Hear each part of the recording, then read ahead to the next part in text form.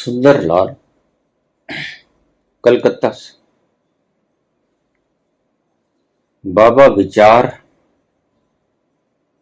संकल्प और सत्य में क्या फर्क है?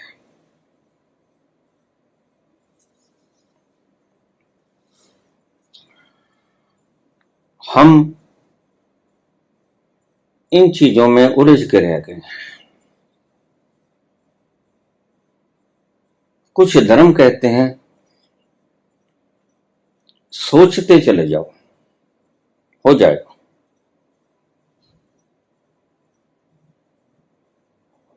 कृपया समझाने की चेष्टा करें। विचार किया जाता है। सबसे पहली बात, विचार तुम करते हो। संकल्प निर्विचार अवस्था में भीतर से आता है, और दर्शन वह चीज जिसके बारे में तुम विचार कर रहे हो, वो जब तुम देख लेते हो तो वो दर्शन होता है। इसे थोड़ा व्याख्या में समझने की चेष्टा करेंगे।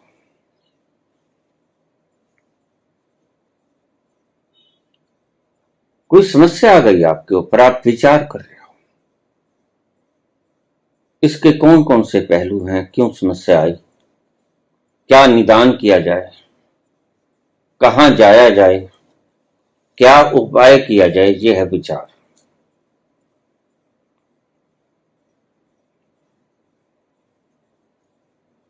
दूसरा तल है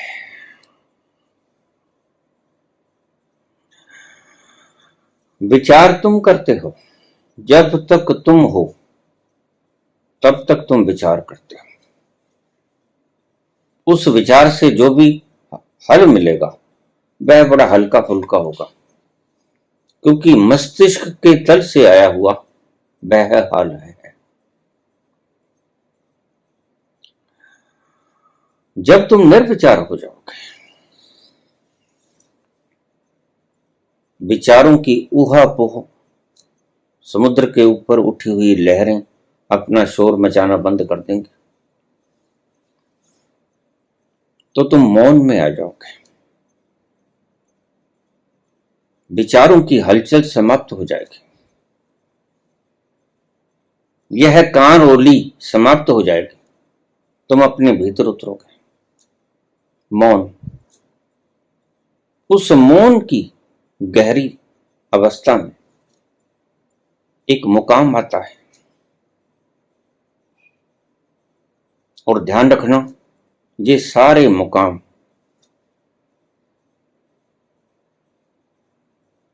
तुम्हें पता चलेंगे, ये बेहोशी में नहीं होंगे।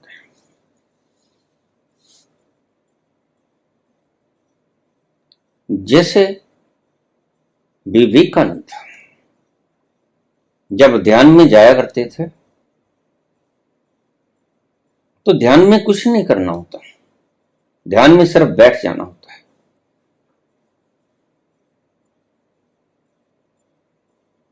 और अपने भीतर उतरना होता है।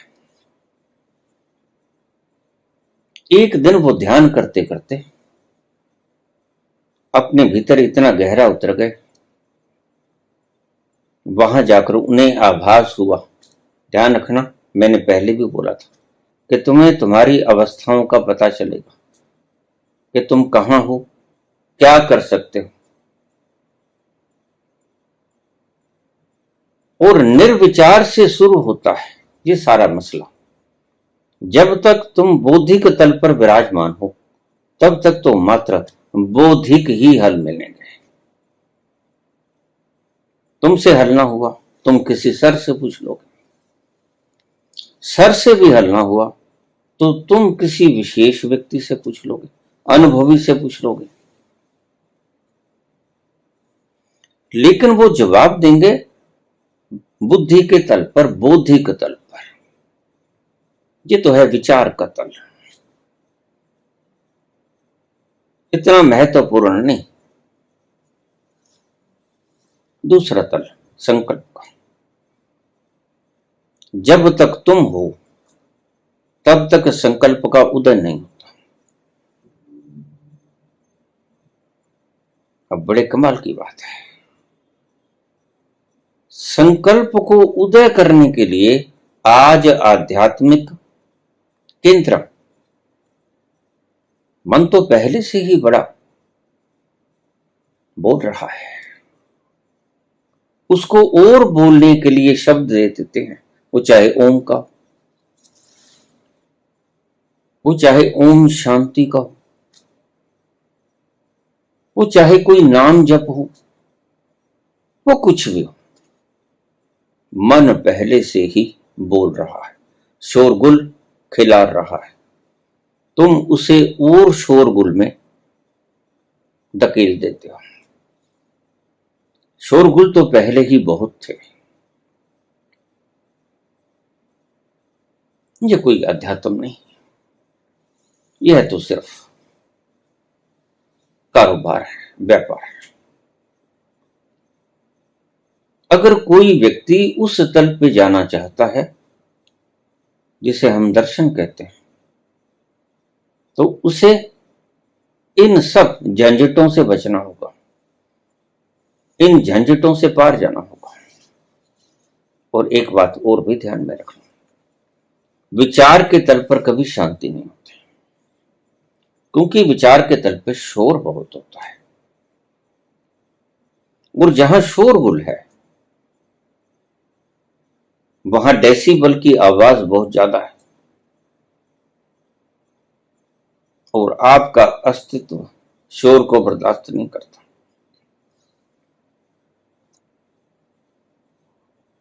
विचार के तल पर आपको शांति नहीं मिलती, इसलिए रोज मेरे पास लोग आते हैं, बाबा विचार मन बड़ा तंग करता है, इसका हल बताओ।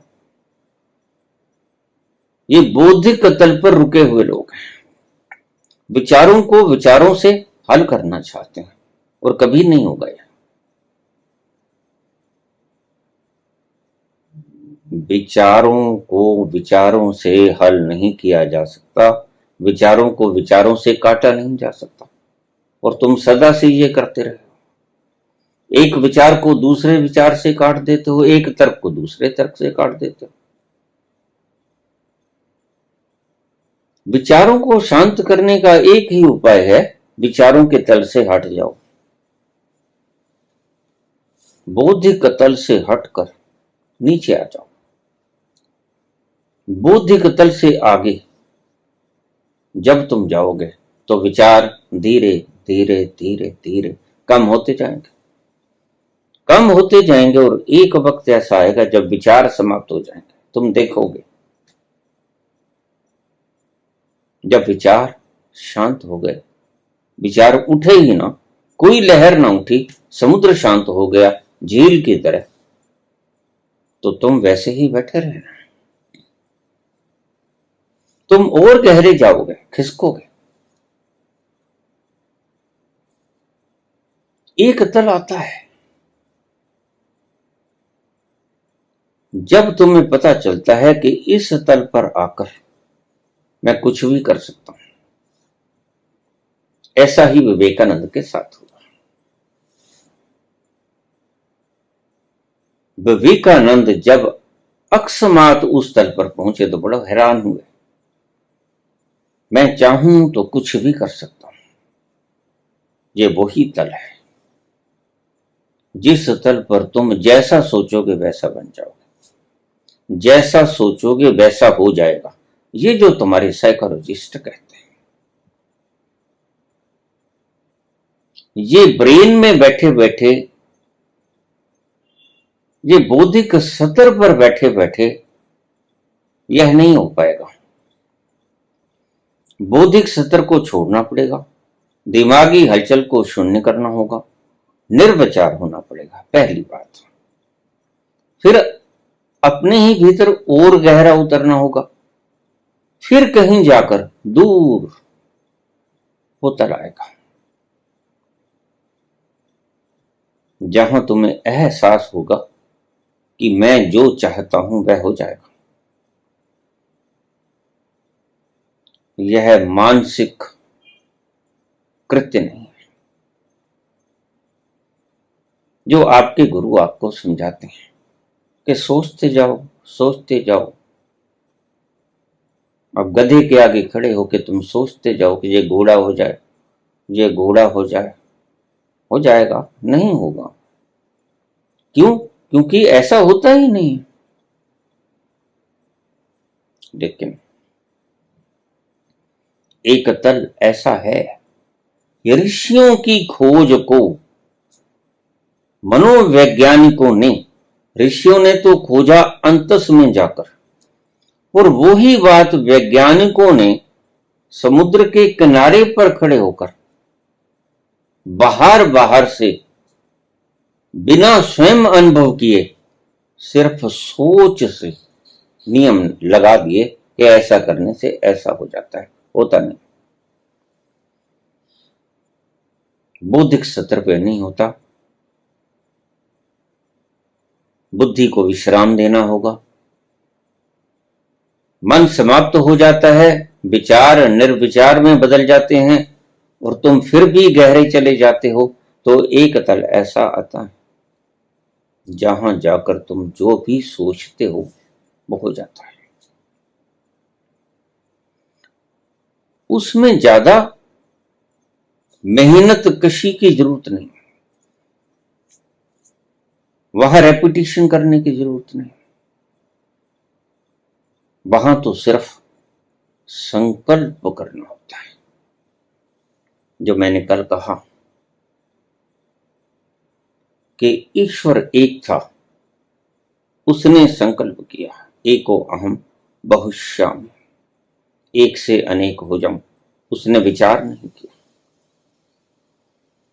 क्योंकि तुम विचार और संकल्प का भेद नहीं जानते, इसलिए तुम विचार ही कहोगे कि उसने सोचा मैं एक से अनेक हो जाऊं तो वो हो गया। लेकिन नहीं, उसने संकल्प किया। वह संकल्प का पोषण है, एक से अनेक हो जाऊं। यही इस्लाम कहता है कि परमात्मा ने संकल्प किया सृष्टि को हो जा, और सृष्टि हो गई।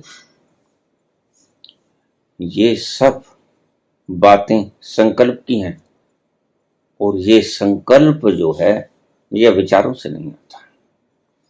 संकल्प बौद्धिक सत्र पे नहीं आता है। संकल्प आता है निर्विचार अवस्था से।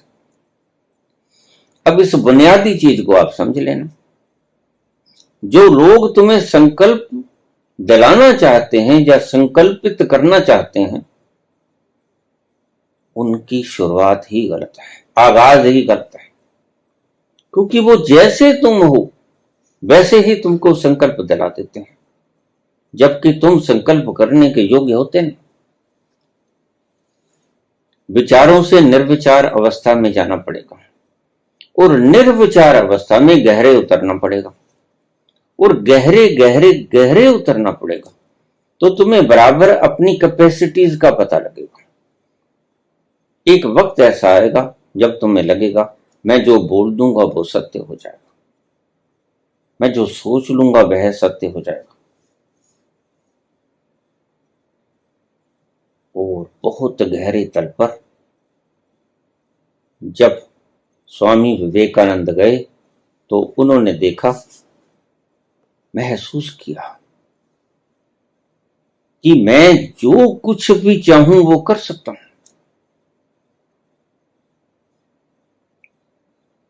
लेकिन तुम खोपड़ी पे बैठे बैठे ये बात अगर कहोगे तो मुश्किल में पड़ोगे।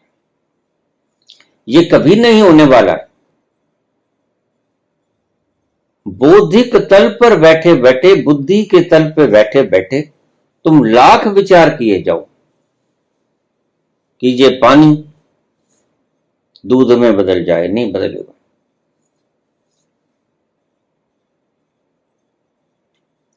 ये गधा घोड़ा हो जाए, नहीं होगा।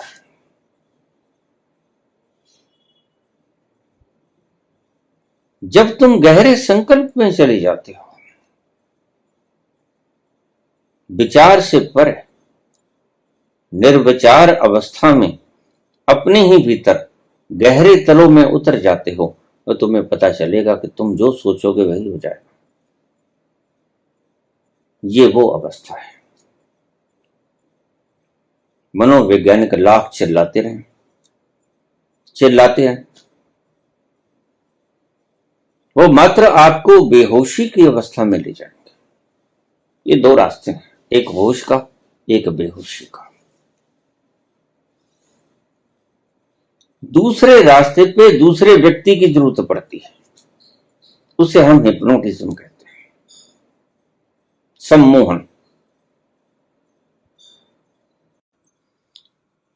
वह सम्मोहन करने वाला व्यक्ति आपके मन मस्तिष्क को और सोचने की शक्ति को कमजोर कर देता है। वह बार बार आपको आदेश देगा और आप वैसा ही मानना शुरू कर दोगे। एक बात को ध्यान में रख लेना, जो बात बहुत गहरी उतर जाए अचेतन के तलों पर, वह साकार रूप ले लेती है आपके भीतर। इसको ठीक से समझ लेना। जो विचार अचेतन में बहुत गहरे उतर जाए वो मूर्त रूप ले लेती है। जैसे तुम हर वक्त करते रहो, कृष्णा कृष्णा कृष्णा कृष्णा, राधे राधे राधे राधे, वो तह बिछती जाएगी। चलेगा बौद्धिक तल से, नीचे उतरता जाएगा, उतरता जाएगा अचेतन के उथले तलों पे, फिर थोड़ा गहरे, फिर थोड़ा गहरे, फिर एक तल आएगा जबकि भर जाएगा अचेतन। जब इतना अचेतन भर गया तो आपको कृष्ण और राधा दिखना शुरू हो जाएगा।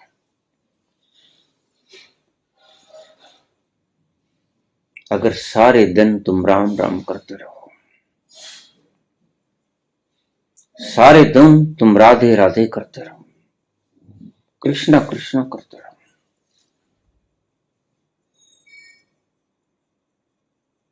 तो वह ऊपर से नीचे तह लग जाएगी, उसकी तह, और नीचे तक जब वो उतर जाएगी आपके अंतस में, अंतस चेतन में, अचेतन में, जब पूरा जाल उस चीज का खड़ा होगा तो तुम्हें कृष्ण और राधा नजर आएगी। फिर तुम्हें उस अवस्था में निधि वन में रास रचाते कृष्ण भी नजर आएंगे, राधिका भी नाचती नजर आएगी। फिर तुम्हें राधा नाचती नजर आएगी, मोहन बंसरी बजाते नजर आएंगे। मधुबन में राधिका नाची रे, मधुबन में राधिका नाची रे, गिरधर की मुरलिया बाजी रे, गिरधर की मुरलिया बाज रे, मधुबन में राधिका नाचे रे। ये सब नजर आएगा, नाचती राधा, रास रचाते कन्हैया।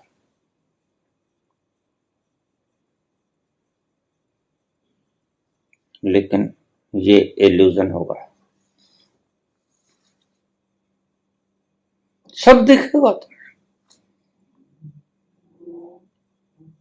तुम्हें राम दिखेंगे, तुम्हें हजरत दिखेंगे, तुम्हें नानक दिखेंगे, तुम्हें कबीर दिखेंगे। ये सब मन के ही जाल हैं। दूसरा व्यक्ति तुम्हें सम्मोहित करके इतना बेहोशी में ले जाता है, उस बेहोश अवस्था में अगर आपके हाथ पर कोई कंकड़ की एक डली रख देता है और बोलता है कि ये जलता हुआ अंगार है आग का, तो तुम उसे झटक दोगे और बड़े मजे की बात है, तत्क्षण मन मान लेता है। फिर जब तुम देखोगे, हाथ को झटक दोगे तो हाथ के ऊपर फफोला भी हो जाएगा। मन में, कल्पना में इतनी शक्ति है, लेकिन ये गलत है, ये इल्यूजन है। तुम अपने अंतस चेतन में इतना चले जाते हो और तुम अपने अंतस अचेतन में इतना चले जाते हो। ये दो शब्द बोले मैंने,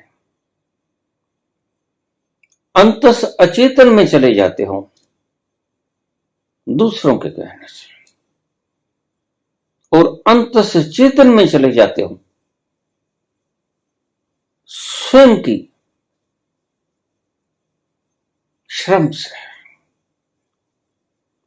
दूसरे के हिप्नोटाइज करने से तुम अंतस अचेतन में जाते हो, ये दो तल है। और खुद साधना करके तुम अपने अंतस चेतन में चले जाते हो। मैंने तुम्हें मन के तल बताए थे, पहले चेतन फिर अचेतन। इसे फ्राइड ने दो भागों में विभक्त कर दिया, अचेतन को अवचेतन और अचेतन,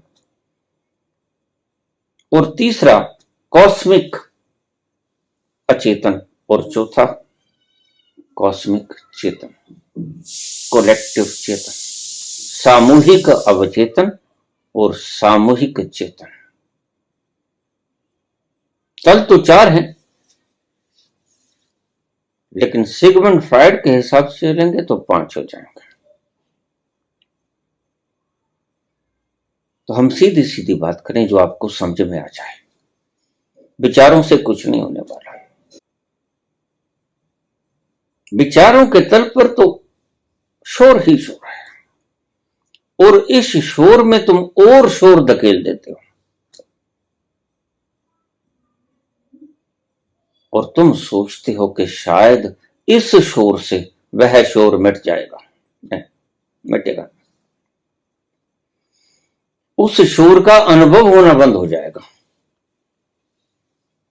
जैसे अगर तुम्हारे सिर में दर्द हो और तुम्हें बड़ा सता रहा हो, नींद ना आ रहा, और कोई तुम्हारी जाड़ में दर्द करते हैं, तो तुम सिर दर्द को भूल जाओगे। और अगर जाड़ में दर्द हो रहा हो, कोई तुम्हें पथरी का दर्द करते, गुर्दे का दर्द करते, तो तुम दाढ़ का दर्द भी भूल जाओगे। जब एक संकट से बड़ा संकट आ जाता है, तो तुम पहले संकट को भूल जाते हो। जब उससे बड़ा संकट आ जाता है, तुम दूसरे को भी भूल जाते हो। यही राजनीतिज्ञों की अंतस व्याख्या है। तुम्हारा ध्यान भटकाने के लिए कहीं और मोड़ देते हैं, कुछ बड़ी हैपनिंग करवा देते हैं, तो पहली हैपनिंग तुम भूल जाते हो। यह फार्मूला चाणक्य का है। अगर झूठा राजनीतिज्ञ बनना है और तुमसे काम नहीं हो पा रहा, तो एक काम करना कि लोगों का ध्यान भटका देना। ध्यान भटकाने से सिर दर्द था, दाढ़ का दर्द पैदा कर दिया। अब सिर दर्द के ऊपर ध्यान नहीं जाएगा तुम्हारा, और दाढ़ का दर्द भी तुमसे नहीं मिट सकता, तो फिर गुर्दे का दर्द पैदा कर देना, पथरी, तो फिर दाढ़ का दर्द भी तुम भूल जाओगे। बस यही कुछ कर रहे हैं तुम्हारे राजनीतिक दुनिया भर के। यह एक राजनीतिक फार्मूला है, तुम्हें मूर्ख बनाने का, तुम्हें बेवकूफ बनाने का। और इसी के बल के ऊपर चुनाव जीते जाते हैं। यह मास्टर फार्मूला है। छोटे दर्द को भुलाने के लिए बड़ा दर्द पैदा कर दो। छोटी इंसिडेंट को भुलाने के लिए बड़ी इंसिडेंट पैदा करता हूं। छोटी इंसिडेंट को भूल जाओगे, शांति में तुमने शायद ख्याल ना किया होगा, अगर तुम्हें कोई चोट लग जाए तो चस चस करती रात्रि नींद नहीं आएगी। और अगर कोई तुम्हारा अंग कट जाए तो तुम उस फोड़े के दर्द को भूल जाओगे जो चोट लगी थी। और अगर कोई पांव को ही काट दे तो तुम दोनों दर्दों को भूल जाओगे। और अगर कोई पूरी लात ही काट दे तो तुम सारे दर्दों को भूल जाओगे, क्योंकि बड़े दर्द इकट्ठे हो गए। छोटे दर्दों को भुलाने के लिए बड़े दर्द पैदा कर दो, यह राजनीतिक का मास्टर फार्मूला है। इसलिए राजनीतिज्ञ अक्सर ये झूठे इवेंट्स बनाकर तुम्हारा ध्यान और तरफ ले जाते हैं और तुम अपनी मूलभूत समस्याओं को भूल जाते हो। तुम भूखे हो, तुम्हें भूख लगी, तुम्हें सुंदर सा मंदिर दिखा देंगे, ये देखो तुम्हारे लिए मंदिर बना दिया। तुम एक बार की भूख को भूल जाओगे, प्यास को भूल जाओगे। लेकिन जैसे ही मंदिर से ध्यान हटा, फौरन तुम्हें भूख याद आएगी, और भूख ज्यादा आएगी, क्योंकि तब तक और ज्यादा भूख लग गई होगी। प्यास ज्यादा गला सुखाएगी, क्योंकि तब तक और पानी वाष्प बनकर उड़ गया होगा।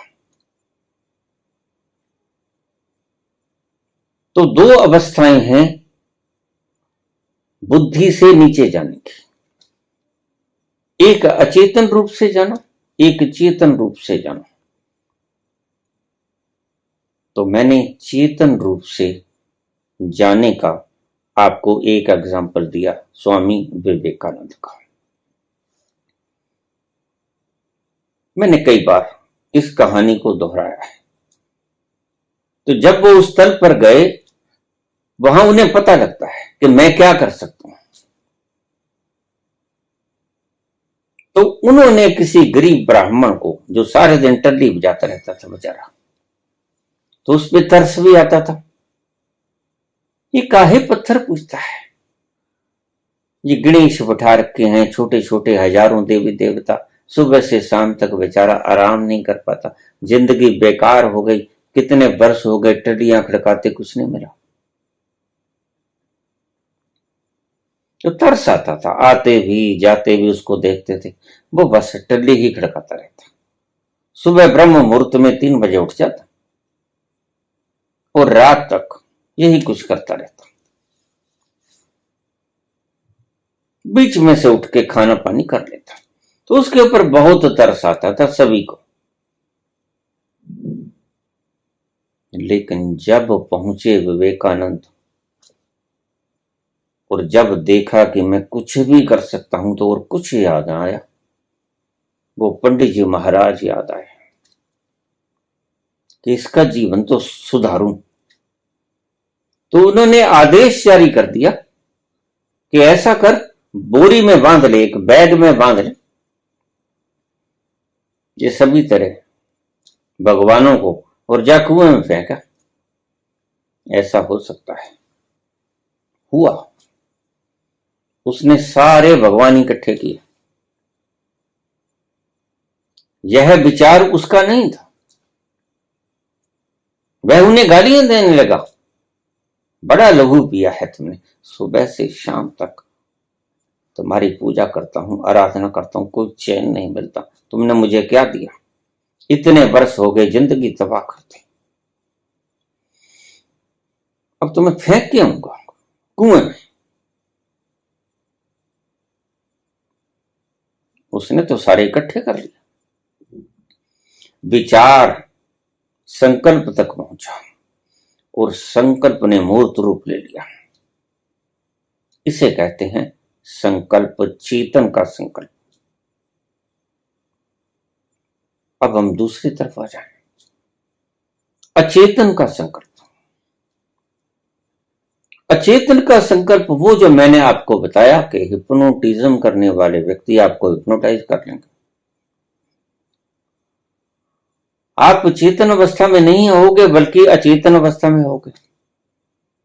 आप बेहोश हो जाओगे, बेहोश कर लिए जाओगे और फिर वो जैसा कहेगा वैसा तुम करोगे और वैसा महसूस करोगे। इसकी उदाहरण मैंने दी कि आप कृष्णा कृष्णा रामा रामा बेहोश होते रहो, फिर मधुवन में राधिका भी नाचेगी, फिर कृष्ण कन्हैया मुरली भी बजाएंगे। यह है हिप्नोटिज्म के द्वारा जो गुरु लोग आपको हिप्नोटाइज कर लेते हैं। आप उन पर विश्वास कर लेते हो और जितना विश्वास करोगे उतना गहरा हिप्नोटाइज होगा। इसलिए किसी गुरु पे विश्वास करने से पहले थोड़ा समझ लेना, ये तुम्हें बेहोश तो नहीं कर रहा है। अगर बेहोश कर रहा है तो सावधान। और ऐसा नाम देने वाले गुरु आपको बेहोश ही करते हैं।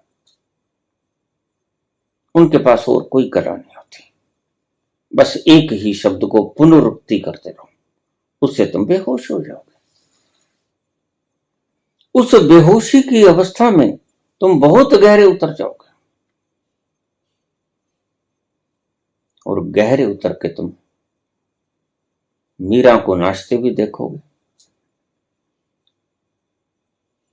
चैतन्य को भी गाते देखोगे, नानक को भी गाते देखोगे, कबीर को भी देखोगे, रास रचाते हुए कृष्ण कन्हैया को भी देखोगे, धनुर्धारी राम को भी देखोगे,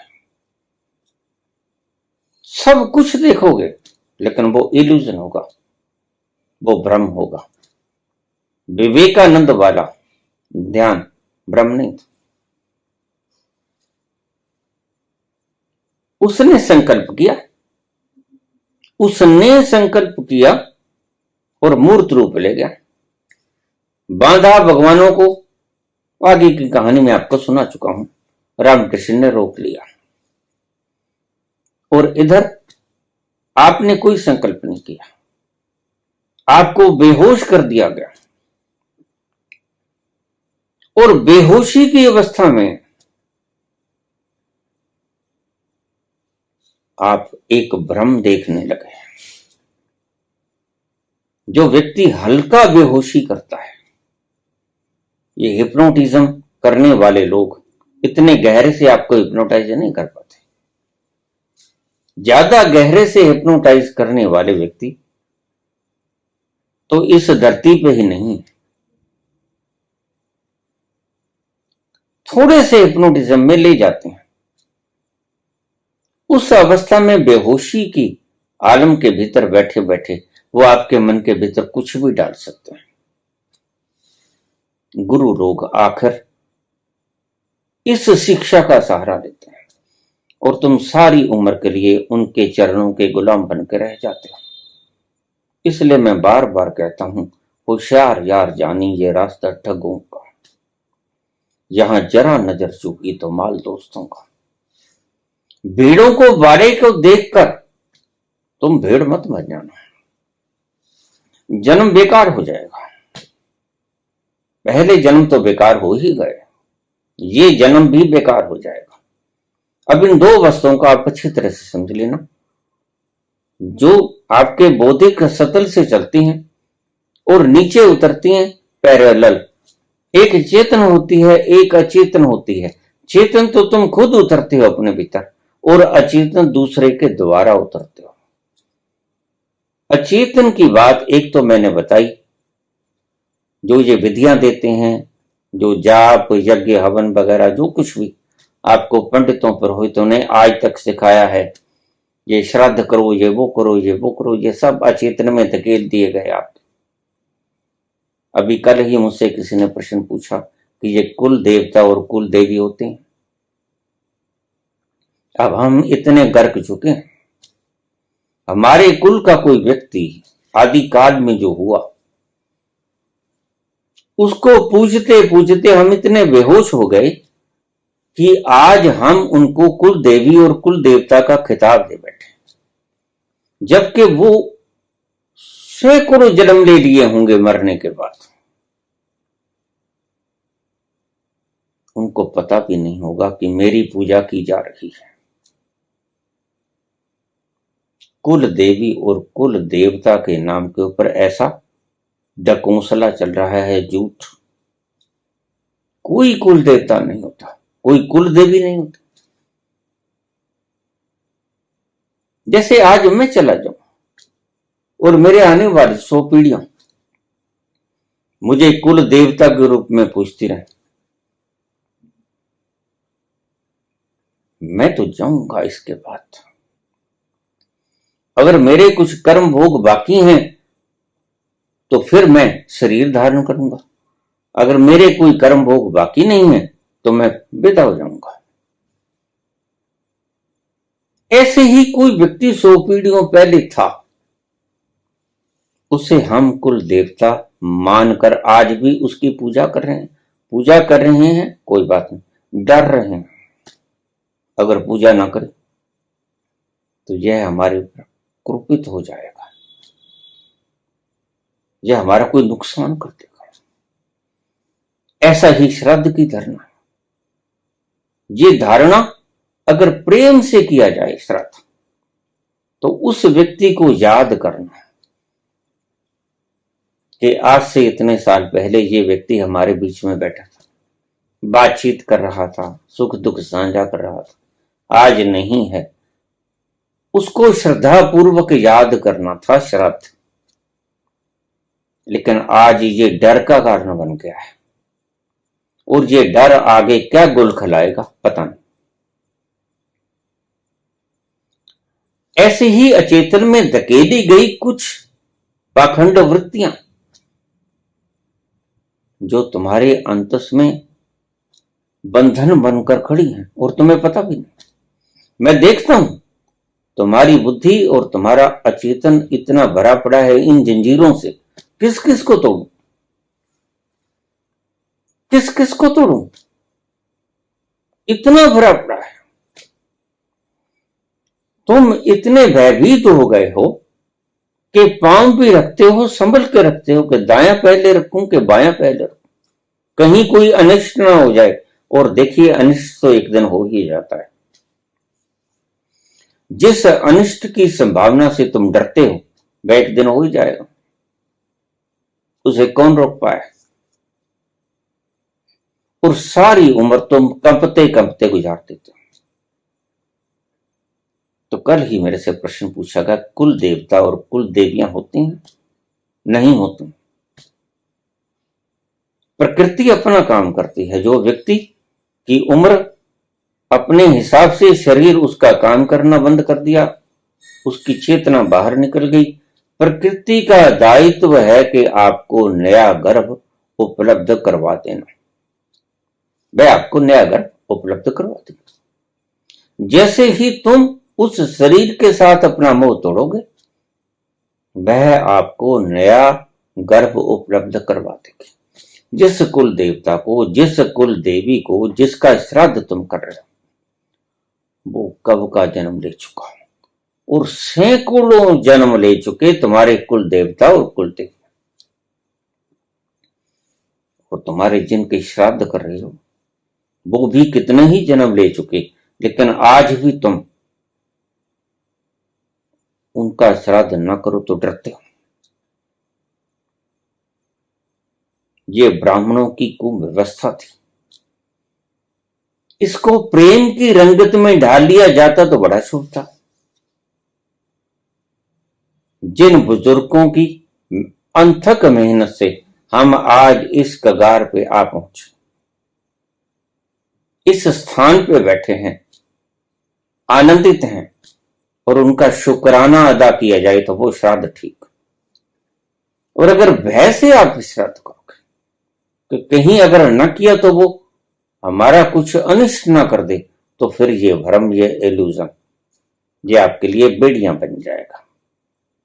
वो दूसरा श्राद्ध आपके लिए मुक्ति बनेगा, क्योंकि आप आनंदित महसूस करोगे। और जो भय वाला श्राद्ध है वो आपके लिए जंजीरें बन जाएगा। इसलिए मैं जब आपके अचेतन में देखता हूं तो इतने जंजीरों को देखता हूं जो तुमने आभूषण समझ रखे हैं, और उन जंजीरों से तुम कभी मुक्त भी ना हो पाओगे, क्योंकि वो इतने गहरे चले गए हैं तुम्हारे अचेतन में कि मूर्त रूप ले गए। जैसे ही तुम उनसे विपरीत चलने का फैसला करते हो, तुम्हारी आत्मा का रोम रोम कंप जाता है, तुम डरने लगते हो, इतने गहरे बैठा दिए गए हैं। दूसरा तल मैंने बताया अचेतन का। कोई व्यक्ति आपको हिप्नोटाइज करके आपके मन में कुछ भी उंडेल सकता है, फिर तुम पराधीन हो जाओगे, तुम अपंग हो जाओगे, पंगु हो जाओगे,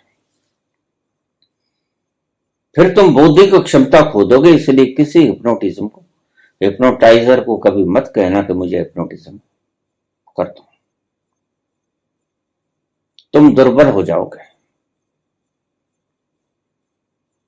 तुम्हारा माइंड वीक हो जाएगा।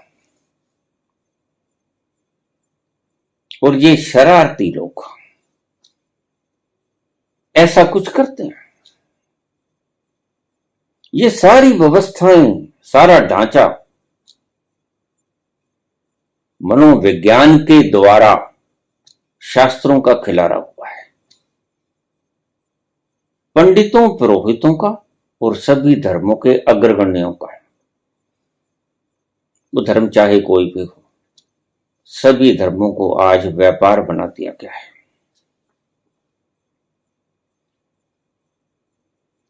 दूसरा, बेहोशी एक तो व्यक्ति करता है आपको हिप्नोटिज्म के द्वारा, एक प्रकृति भी आपको बेहोश करती है। जैसे रात्रि में निद्रा के वक्त प्रकृति आपको बेहोश कर देती है, ऐसे ही प्रकृति भी आपको बेहोश कर सकती है, और इतने गहरे बेहोश कर सकती है कि आप सोच भी नहीं सकते। ऐसा ही एक वाक्या बीता अमेरिका में। एडगर कियासी, वह एक पेड़ पर चढ़ रहा था, पांव फिसल गया, नीचे गया, सिर के बल गिरा। सिर के बल गिरा तो भीतर का जो जाल है, अंतरजाल, भीतर भी हमारे अंतरजाल है। एक इंटरनेट आपके बाहर है, एक इंटरनेट हमारे भीतर भी है। वो कौन सी तार कहां कब जुड़ जाए आपको भी पता नहीं। प्रकृति का विधान बड़ा शानदार है, और अभी तो साइंस ने कुछ भी नहीं खोजा है। अभी साइंस ने 0.0000 कितने ही जीरो लगाए जाओ, उतना % भी नहीं खोजा है। अभी बहुत कुछ खोजना बाकी। हमारे मनुष्यों ने कुछ तथ्य अपने ही भीतर जाके खोजे थे। ध्यान रखना, बाहर के पदार्थ को खोजना हो तो बाहर के यंत्रों द्वारा खोजना पड़ता है, भीतर की व्यवस्था को खोजना हो तो अपने अंतस में उतरना होता है। ये दो प्रकार की अन्वेषण होती हैं, एक साइंटिफिक इन्वेंशन होती है, एक स्वयं की स्पिरिचुअल इन्वेंशन होती है। तो हमारे मनीषी स्पिरिचुअल इन्वेंटर थे, उन्होंने भीतर की ये सारी खोजें की। और कमाल की बात यह है, दोनों ने मनस की खोज की, क्योंकि ऋषियों ने तो करनी ही करनी थी। मन की खोज करके, मन को पार करके मन से पार जाना था। लेकिन साइकोलॉजिस्ट ने बाहर से खड़े खड़े ऊपरी ऊपरी तलों से अंदाजे लगा लगा कर आपको सिद्धांत दे दिए, और सिद्धांत ज्यादा दूर तक नहीं जाते, बहुत उथले उथले से रह जाते हैं। और जब कोई व्यक्ति छोटा सा सिद्धांत साइकोलॉजी का आपको नया कह देता है, कोई सिगमंड फ्रॉइड जैसा, तो आप उसके पांव चूमने लगते हो। सिगमंड फ्रॉइड मनुष्यों के आगे बोना है, बहुत बोना है। जैसे पृथ्वी का एक जर्रा हो पृथ्वी के आगे। हमारे ऋषियों ने कहीं ज्यादा खोज लिया था आज के मनोवैज्ञानिकों से। खैर, एडगर क्यासी वृक्ष से गिर गया, सिर के बल गिरा और कुछ इधर उधर हो गई व्यवस्था, वो कोमा में चला गया। कोमा में चला गया और बहुत दिन तक कोमा में रहा। डॉक्टर दवाएं देके प्रयास कर करके हार गए, कोमा से बाहर नहीं आया। जब बिल्कुल डॉक्टर लाचार हो गए, मायूस हो गए, उन्होंने जवाब दे दिया कि हमारे बस से बाहर है भाई, ले जाओ जहां लेके जाना है इसको। तो अचानक एक दिन, अभी हॉस्पिटल में ही था, वो कोमा से बाहर आया। उसने आंखें खोल ली और उसने बताया कि फला जगह के ऊपर इस नाम की बूटी, इस नाम की बूटी इकट्ठी कर लो,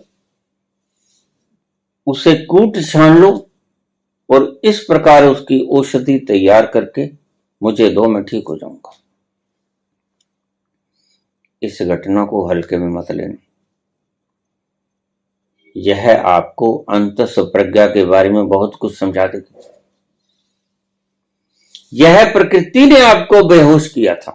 और याद रखना, जो बेहोशी ये हिप्नोटाइजर करते हैं, वो बेहोशी तो फालतू की होती है।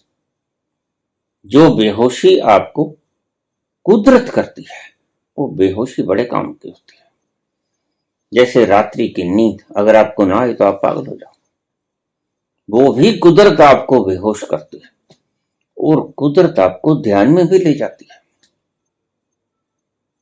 लेकिन ये सदा सभी के साथ नहीं होता, यह कोई बरला। तो एडगर क्यासी इतनी बात कहकर फिर कोमा में चला गया। डॉक्टर हैरान थे, यह व्यक्ति एकदम से उठा, ऐसा कभी नहीं देखा था डॉक्टर से। लेकिन फिर भी जो बात कही गई थी, उन जड़ी बूटियों को तलाश किया गया। स्थान भी उसने बता दिया, इस स्थान से मिलेंगे। सभी जड़ी बूटियों को इकट्ठा किया गया, उसी के कहने के अनुसार उन्हें औषधि का रूप दिया गया और उसको खिलाया गया। और एडगर क्यासी कोमा से बाहर आ गया, उठकर बैठ गया। कुछ दिनों में स्वस्थ होकर घर चला गया। घर तो चला गया, कोमा से भी बाहर आ गया, लेकिन बड़े मजे की बात घटी। उसको एक रास्ते का पता चल गया। जैसे निद्रा में आप जाते हो, आपको रास्ता पता चल जाता है, करती तो कुदरत है। निद्रा में लेकर आपको कुदरत जाती है, लेकिन आपको रास्ता पता चल जाता है कि निद्रा में जाना कैसे। आप अपने आप को रिलैक्स छोड़ देते हो, उसके हाथ में छोड़ देते हो।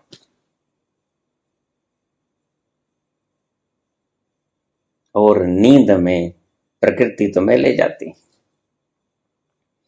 ऐसे ही एडगर क्यासी कोमा से बाहर तो आ गया, लेकिन वो रास्ता जिसके जरिए वो गया था, वो रास्ता उसे पता चल गया। और डॉक्टर्स कहने लगे, तूने ऐसा ऐसा बोला, तूने ही तेरी दवा बोली। वो कहने लगा, मुझे कुछ नहीं पता। उसको पता भी कुछ नहीं होता था, क्योंकि जो बाहोश उस स्थल तक जाता है,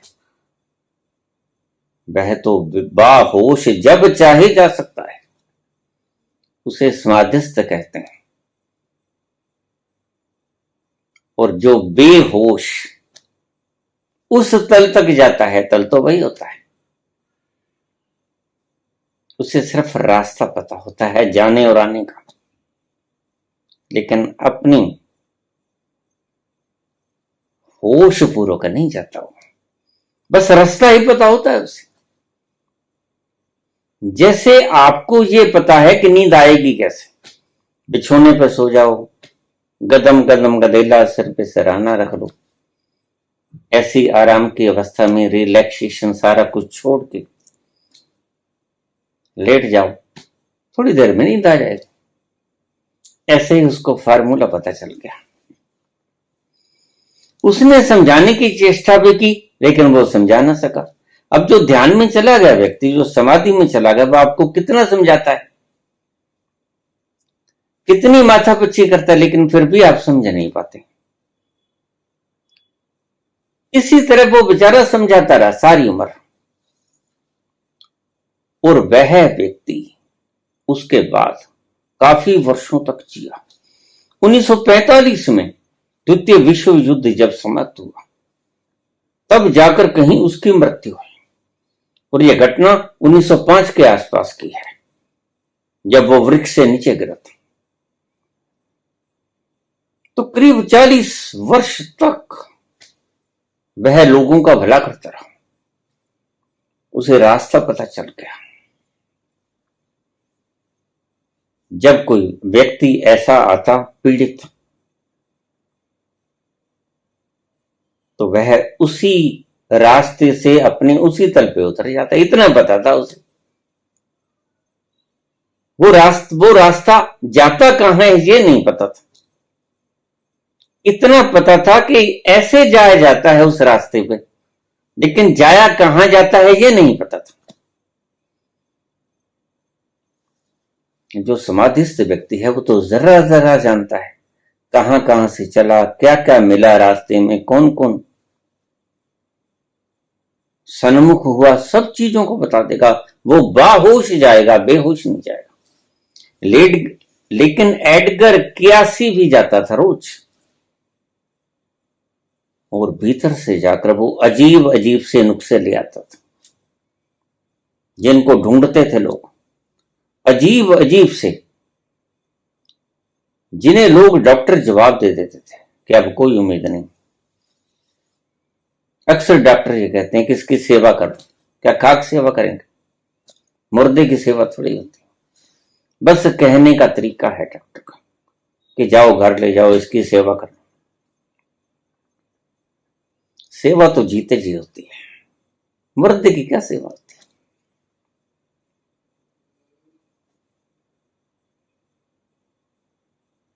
जिंदगी भर वो लोगों को उसी रास्ते पे जाकर हीरे मोती चुगता रहा और बताता रहा। हजारों लोगों का, करीब 30,000 लोगों का उन्होंने निदान किया। आज भी उसका नाम इतिहास में जीवित है। उसने कुछ नहीं किया, देखिए, he did nothing, गिर पड़ा सिर्फ, और गिरा भी लापरवाही के कारण। एक घटना घट गई, सिर के बल गिरा, और क्या हुआ कुछ पता नहीं।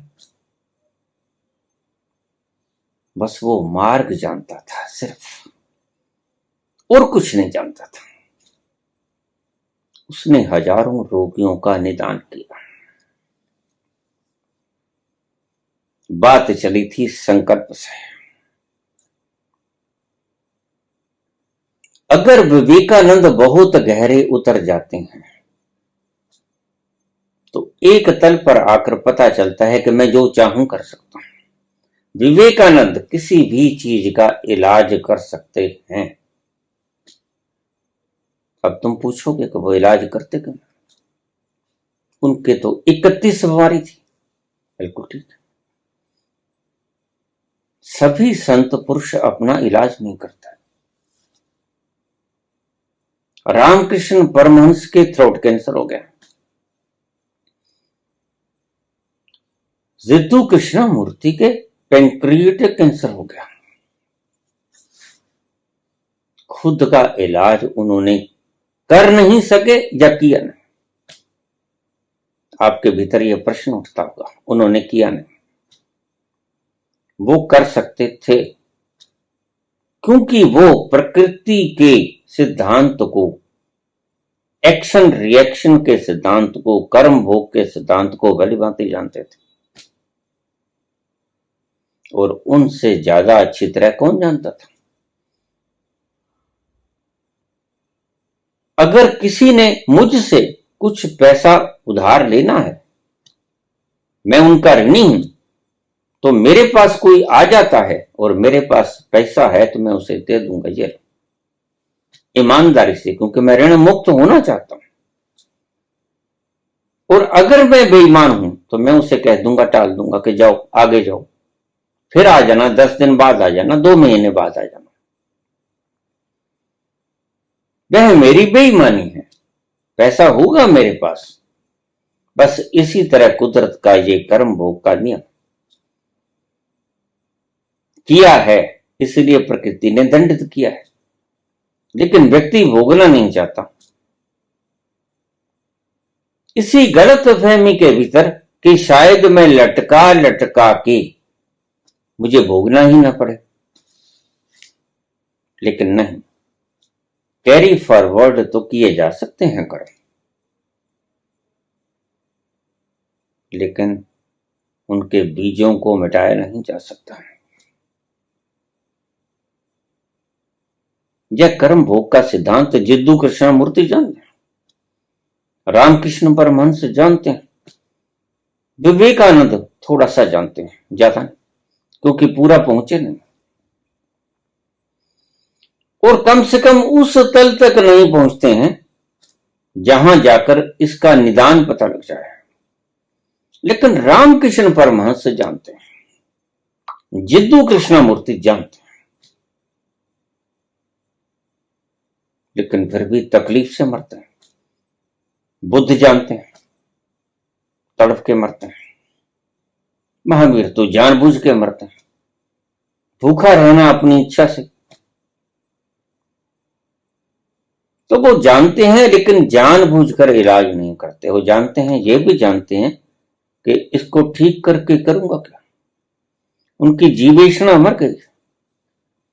वो ये भी जानते हैं कि ये मिट्टी का ढेला है, अगर मैं इसको 10, 20, 50 साल और भी चला दूंगा तो कुछ हाल होने को नहीं।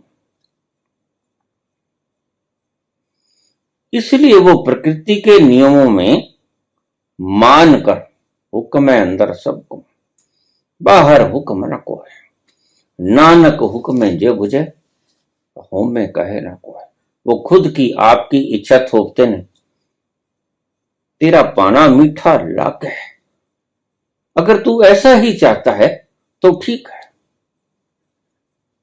भोग तो भुगतने ही पड़ेंगे। और वो जानता है कि परमात्मा जो भुगतवाता है, परमात्मा की प्रकृति के जो सिद्धांत भुगतवाते हैं वो भुगतने तो पड़ेंगे। उन्हें कैरी फॉरवर्ड करने का कोई मतलब ही नहीं रह जाता। विचार से चले, निर्विचार होकर संकल्प पैदा हुआ, संकल्प बहुत गहरा हुआ तो यहां तक आ गया। तो अगर चेतन रूप से देखा जाए, अचेतन की बात छोड़ दो, एडगर क्यासी की बात तो मैं सिर्फ आपको अचेतन रूप से समझाने के लिए उसकी उदाहरण दी थी। चेतन के रूप में आ जाएं हम। चेतन रूप में विवेकानंद से आगे निकले रामकृष्ण परमहंस बिल्कुल निचली सतह पर आ गए, जिसको हम कोलेक्टिव कॉन्शियसनेस कहते हैं। वहां तक पहुंच गए, शरीर बीमार है।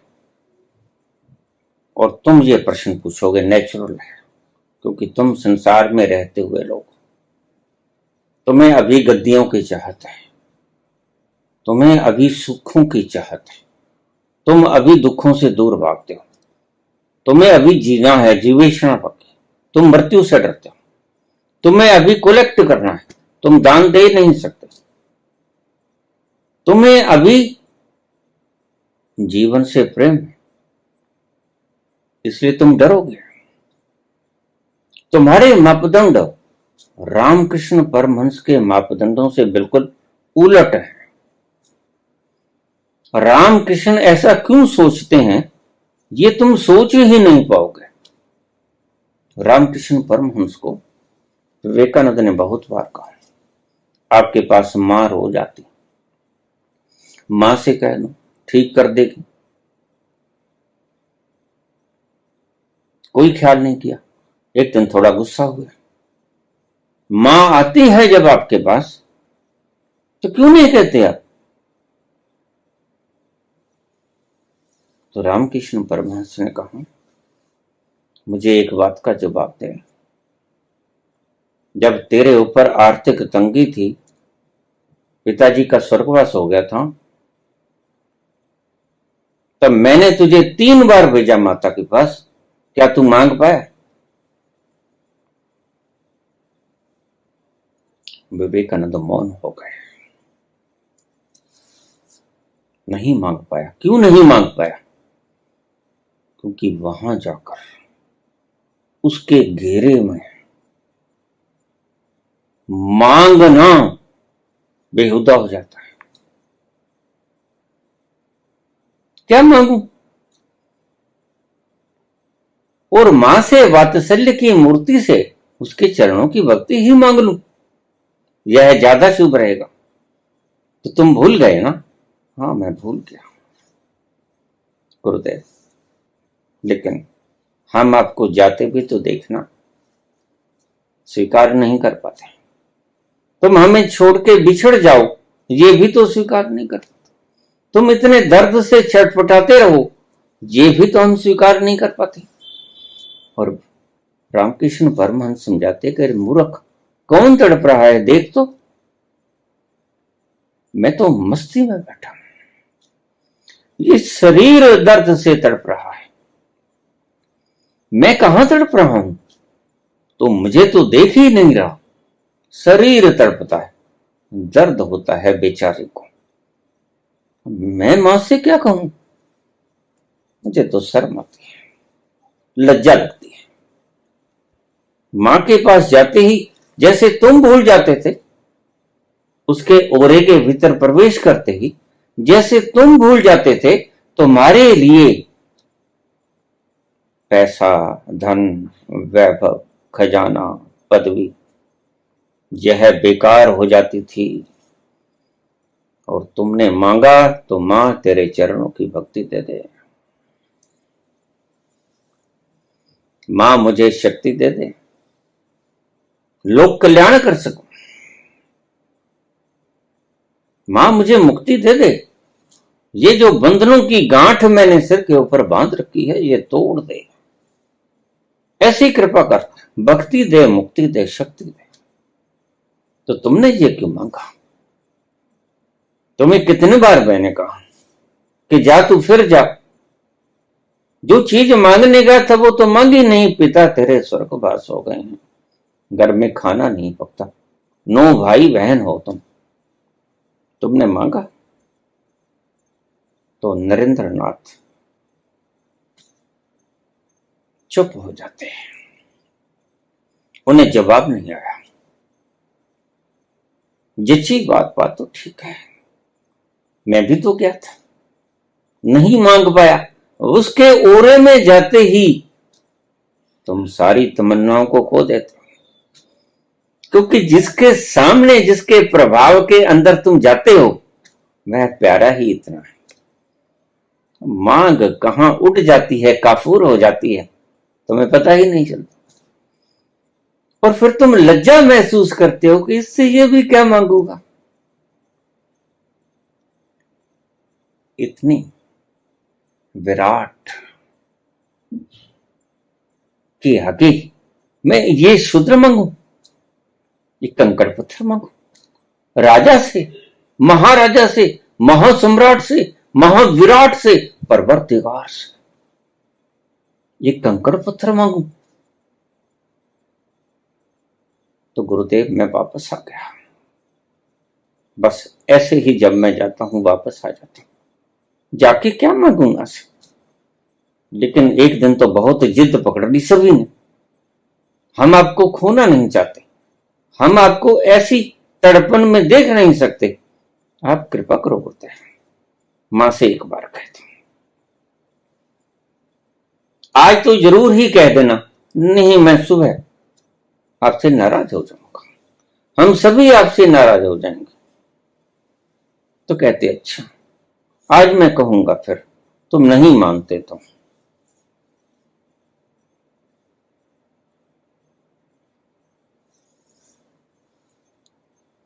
नरेंद्रनाथ चले गए, सभी शिष्य चले गए अपने अपने कमरों में।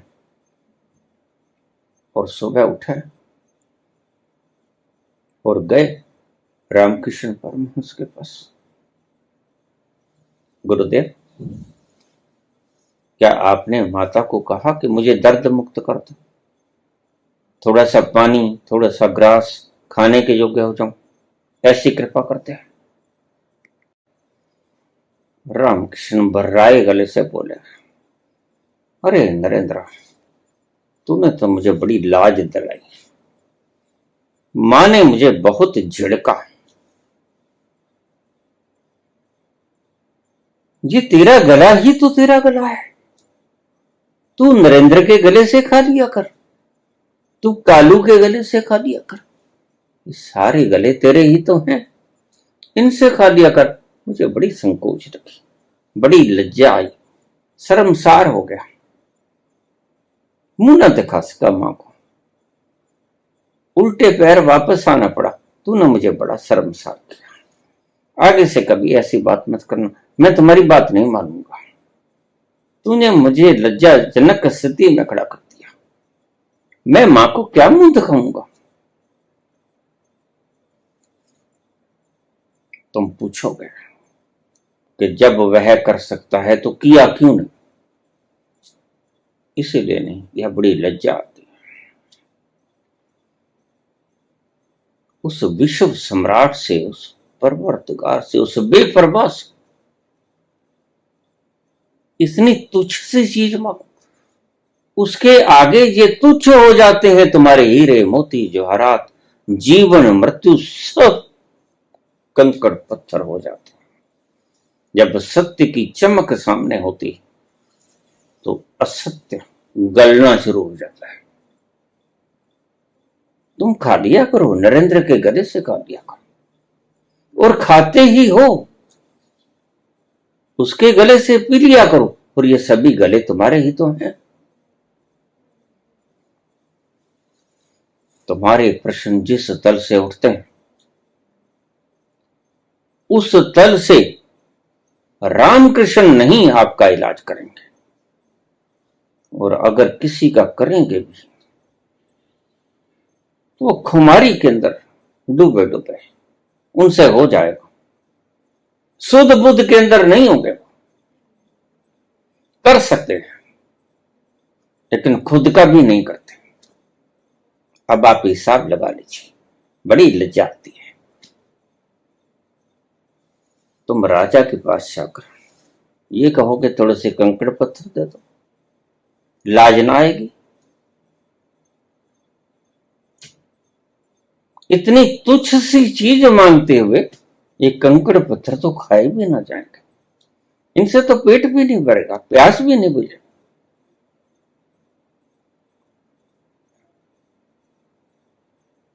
ये चीज तुम मांगोगे नहीं, कर सकते हुए भी करोगे नहीं, क्योंकि व्यर्थ है, मांगना ही व्यर्थ है। बिल्कुल ऐसा है।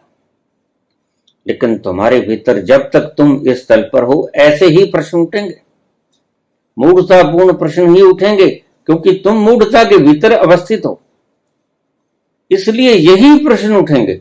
लेकिन याद रखना, वहां जाकर तुम्हें ये प्रश्न नहीं उठेंगे। विवेकानंद रोज कहते थे, गरीबी है, विपन्नता है, खाना नहीं पकता, कभी मां भूखी रहती है, कभी मैं भूखा रहता हूं, मैं तो यहां से खा लेता हूं, मां भाई बहन क्या करें? तो रामकृष्ण ने कहा, मां आती है, तू जाके मांग ले, लेकिन वापस आ गया।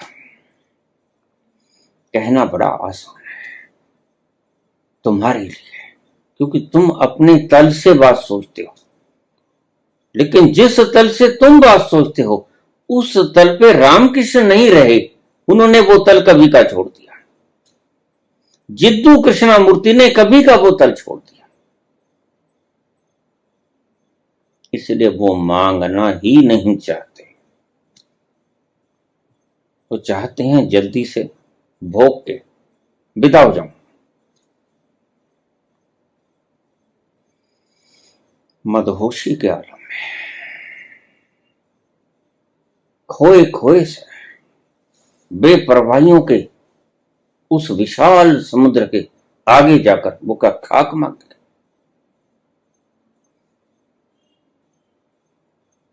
पनघट पे मोरी बैया मरोरी,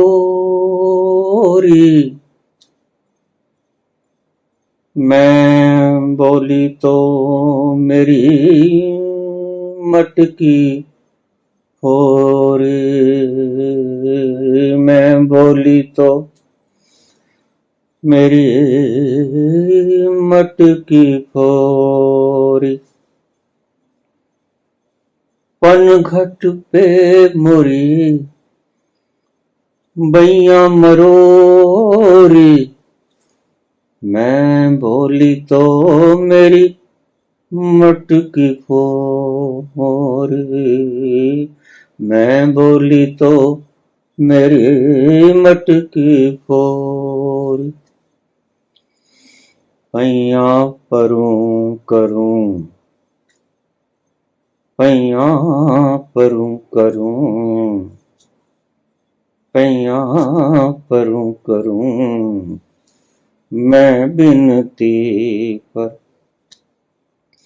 एक न मानी वो मोरी रे, सुध बिसरा गयो मोरी,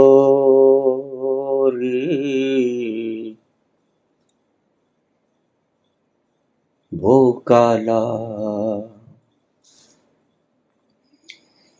वो काला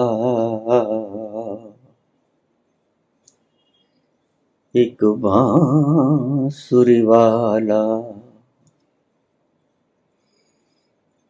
सुध बिसरा गयो मोरी रे,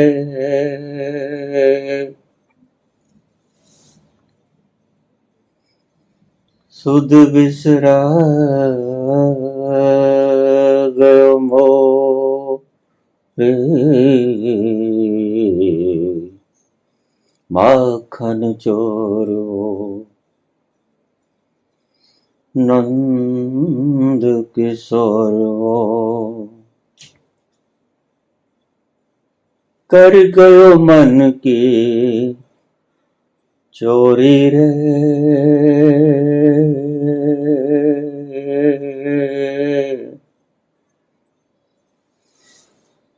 सुध बिसरा गयो मोरी,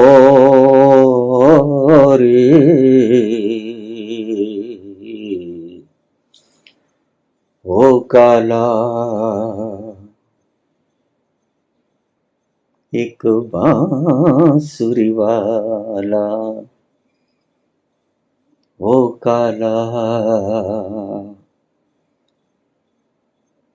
एक बांसुरी वाला। धन्यवाद।